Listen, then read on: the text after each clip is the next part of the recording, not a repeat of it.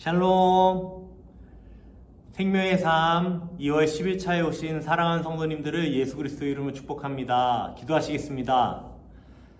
전능하신 하나님 아버지 감사합니다. 우리가 생명의 말씀을 통해 생명의 삶을 살기 원합니다. 주님, 우리와 함께하여 주시옵소서. 우리는 갈 길을 알지 못합니다. 그러나 주님께서 우리와 함께 하시니 우리가 신뢰하고 걸어갑니다. 주님, 함께하여 주시옵소서. 우리 가운데 성령 충만으로, 말씀 충만으로 임재하여 주시옵소서. 주님께서 함께 하심을 믿사오며 사랑이신 예수 그리스도의 이름으로 기도합니다. 아멘. 오늘의 말씀 요약 드리겠습니다. 예수님은 표적을 구하는 악한 세대에게 요나의 표적밖에는 보일 것이 없다고 말씀하십니다. 심판의 때에 남방 여왕과 느느웨 사람들이 이 세대 사람들을 정죄할 것입니다. 예수님은 솔로몬과 요나보다 더 큰 분이시기 때문입니다. 예수님은 몸에 등불인 눈을 밝혀 자신 안에 어둠이 있는지 살피라고 말씀하십니다. 오늘의 말씀 같이 보시겠습니다. 오늘의 말씀은 누가복음 11장 29절로 36절 말씀입니다. 제가 봉독하겠습니다.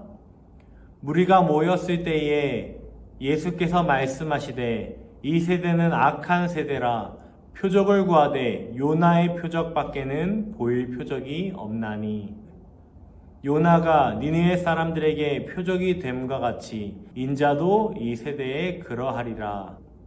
심판의 때에 남방 여왕이 일어나 이 세대 사람을 정죄하리니 이는 그가 솔로몬의 지혜로운 말들을 들으려고 땅 끝에서 왔음이거니와 솔로몬보다 더 큰 이가 여기 있으며 심판의 때에 느느웨 사람들이 일어나 이 세대 사람들을 정죄하리니 이는 그들이 요나의 전도를 듣고 회개하였음이거니와 요나보다 더 큰 이가 여기 있느니라.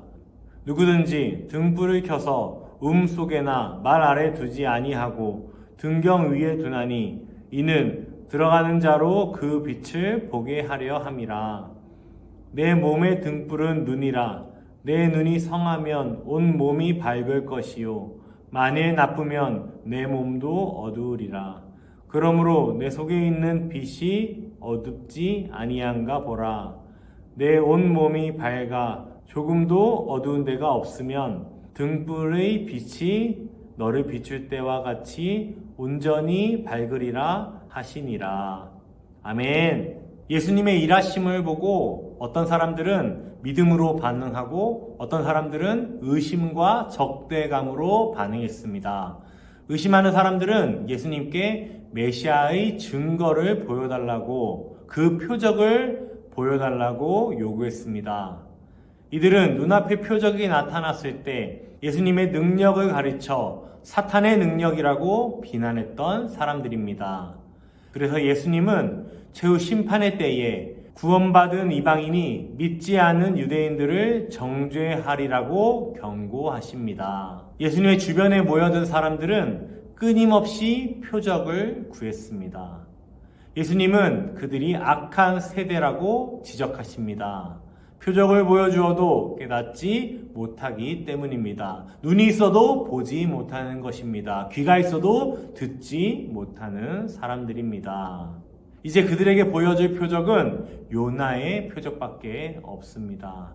요나의 표적은 마태복음 12장 40절에 나오듯 요나가 사흘 동안 물고기 뱃속에 있었던 그 사건을 가리키는 말씀입니다. 요나는 하나님의 놀라운 섭리로 물고기 뱃속에서 사흘을 머문 후 기적처럼 느느웨 사람들에게 하나님의 심판을 전했습니다. 그러므로 니느웨 사람들에게 요나는 놀라운 표적이 된 것입니다.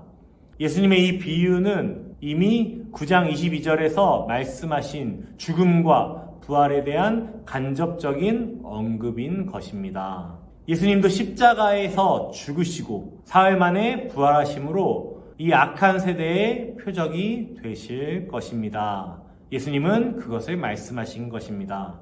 예수님은 믿지 않는 그들이 마지막 때에 솔로몬에게 지혜를 구했던 남방의 여왕, 그리고 요나의 메시지를 듣고 회개한 니느웨 사람들에게 정죄받을 것이라고 말씀하십니다. 은혜 입은 성도는 바로 예수님이 솔로몬과 요나보다 또 어떤 세상의 큰 누구보다 더 크신 분이라는 것을 깨달은 사람이 바로 은혜 입은 사람입니다. 예수님이 세상의 누구보다 영광스러운 분임을 깨달아야 하는 것입니다. 우리에게 어떠한 표적이나 기적이 이 같은 믿음을 주는 것은 아닙니다. 예수님이 죽으시고 부활하신 사실을 성령님께서 일깨워 주셔서 우리가 믿음을 갖게 된 것입니다. 즉, 우리는 은혜로 믿음을 선물로 받은 것입니다. 예수님은 당신의 가르침과 사역이 등불처럼 모든 사람 앞에 밝히 드러났다고 말씀하셨습니다. 예수님이 당신의 사역을 등불에 비유하신 이유는 당신이 빛으로 이 땅에 오셨음을 가르치시기 위함입니다. 이렇게 빛으로 오신 예수님을 알아본 사람들은 그 참된 빛 안에 거하게 됩니다. 하지만 빛이신 예수님을 알아보지 못한 그 당시 유대인들은 여전히 어둠 가운데 거하며 자신들의 영적 상태를 깨닫지 못했습니다. 예수님의 사역은 감추어지거나 숨겨지지 않았습니다. 모든 사람에게 빛을 비추는 등불처럼 공적으로 밝히 드러났습니다. 이 등불 앞에서 빈부의 차별은 없었습니다. 존귀한 사람과 비천한 사람의 차별은 있지 않았습니다. 인종의 차별도 없었습니다. 남녀의 차별도 없었습니다. 많이 배운 사람과 그러지 못한 사람의 차별도 없었습니다. 지금도 마찬가지입니다. 복음의 빛은 누구에게나 밝히 비춰지고 있습니다. 그러므로 참된 등불이신 예수님을 보고 그분의 빛 가운데 거하는 일은 우리의 신분이나 조건과는 상관이 없는 것입니다. 오직 이 등불을 볼 수 있는 믿음의 눈이 필요한 것입니다. 건강한 믿음의 눈으로 예수 그리스도를 밝히 보는 사람은 자신의 모든 삶이 빛 가운데 거하는 것을 경험하게 될 것입니다. 성령님께서 그 사람이 걷는 모든 걸음걸음마다 빛 가운데로 인도하실 것입니다. 오늘 그 인도하심을 따라 빛 가운데로 걸으시는 사랑하는 성도님들과 제가 되기를 축복합니다. 거룩한 삶에는 관심이 없고 기적 같은 일만 일어나기를 바라는 그런 삶은 예수님을 눈앞에 보고도 신기한 일에만 관심을 보였던 그 당시 유대인들과 같은 태도인 것입니다. 오늘날에도 믿음이 없는 자들은 표적을 구하며 기적을 구하며 내 삶에서의 복된 기적만을 구하며 예수님을 시험하려고 할 것입니다. 성령님께서는 그들의 눈을 밝히셔서 예수님이 구원자이심을 깨닫게 해주시기를 기도합니다. 그리고 우리의 믿음을 갖게 하신 하나님께 감사드리며 그 믿음이 깨달음에서 그치지 아니하고 삶에서 구체적인 순종으로, 처절한 순종으로 나타나는 저와 여러분이 되기를 예수 그리스도의 이름으로 축복합니다. 적용 질문 드리겠습니다. 눈이 성하면 온몸이 밝을 것이라는 말씀은 무슨 뜻인가요? 영적 눈을 떠서 깨달은 말씀이 지금까지 나를 어떻게 변화시켜 왔나요? 한번 자신에게 질문하시는 귀한 시간 되기를 바랍니다. 한 절 묵상 드리겠습니다. 어둠의 바다를 항해하는 영혼에게 필요한 것은 구원의 항구로 인내하는 등대입니다. 예수님의 빛으로 구원의 항구에 이르는 우리는 이제 복음의 빛으로 어둠에서 헤매이는 영혼을 이끄는 등대가 되어야 합니다. 영혼을 인도하는 등대의 역할에는 적지 않은 헌신이 필요합니다. 외딴 곳에서 바다를 향해 밤마다 빛을 낸다는 것은 결코 쉬운 일이 아닙니다. 그럼에도 어둠 속에서 헤매이는 한 영혼을 위해 우리는 등대의 사명을 멈춰서는 안 되는 것입니다.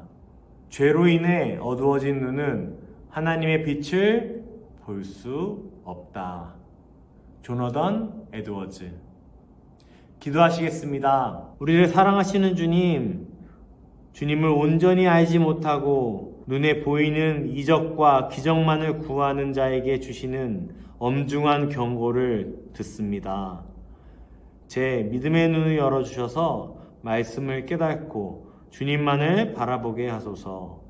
주님의 빛으로 제 삶이 가득 채워져서 칠흑 같은 어둠에서 헤매이는 심령을 옳은 대로 인도하게 하소서.